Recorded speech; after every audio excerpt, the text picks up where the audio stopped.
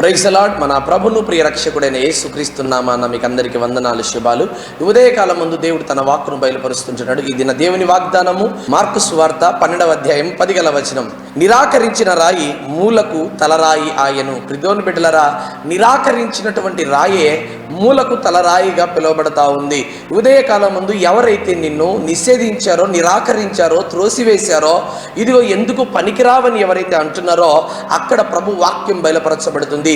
నిషేధించిన రాయిని దేవుడు తలకు మూలరాయిగా చేసేవాడిగా ఉంటున్నాడు. ఎవరైతే ఈరోజు నువ్వు పనికివరాని వాడివి, నువ్వు ఎందుకు శుద్ధ దండగా, నీకు భోజనం పెట్టడం దండగా, నీతో ఇదిగో ఈ కుటుంబంలో నీ వల్ల ఎటువంటి ఉపయోగం లేదని అంటున్నారా? ఇదిగో వృద్ధాప్యంలో ఉంటున్నావేమో, అసలు నువ్వు ఎందుకు బతుకున్నావు, చచ్చిపోనంటున్నారేమో ప్రియమైన బిడ్డలారా.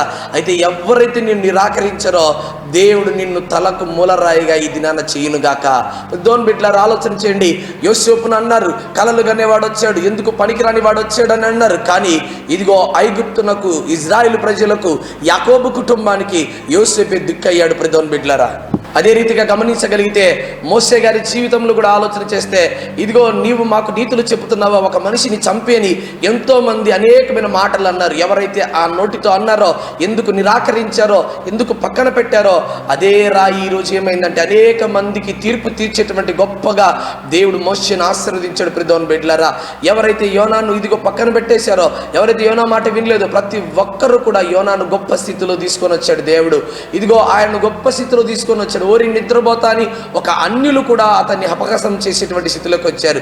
కానీ దేవుడు నిన్నెవే ప్రాంతానికి సువార్తను ప్రకటించడానికి ఒక సాధకంగా వాడుకున్నాడు. ప్రియమైన బిడ్డలారా, ఎవరైతే నిన్ను నిరాకరించారో, ఎవరైతే నిన్ను ఇదిగో యు ఆర్ యూస్లెస్ ఫెలో అని ఎవరైతే అన్నారో, దేవుడు నీ జీవితంలో గొప్ప కార్యాలు చేసేవాడిగా ఉంటున్నాడు.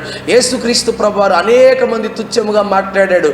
అనేక మంది ఈయన ఇదిగో మరియమ్మకు యోసేపుకు పుట్టినటువంటి వాడు కదా, ఇతనికి దయ్యం పట్టినటువంటి వాడు కదా, అనేక మంది అన్నారు. కానీ యేసుక్రీస్తు ప్రభువారు కార్చిన రక్తాన్ని బట్టే ఈరోజు మనమందరం ఉచితంగా నీతిమంతులమని పిలువబడుచున్నాం. ప్రియమైన బిడ్డలారా, ఆయనే మార్గమయ్యాడు, ఆయనే సత్యమయ్యాడు, ఆయనే జీవమయ్యాడు.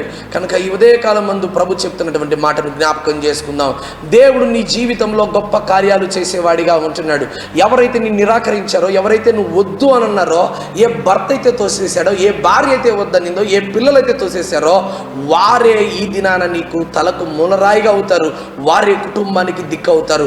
వారి సంపాదనతోనే కుటుంబం నడుస్తుంది. వారి ద్వారానే సంఘాలు నడుస్తాయి.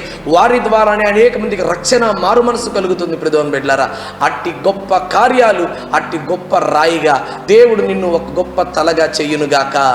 ఆమేన్.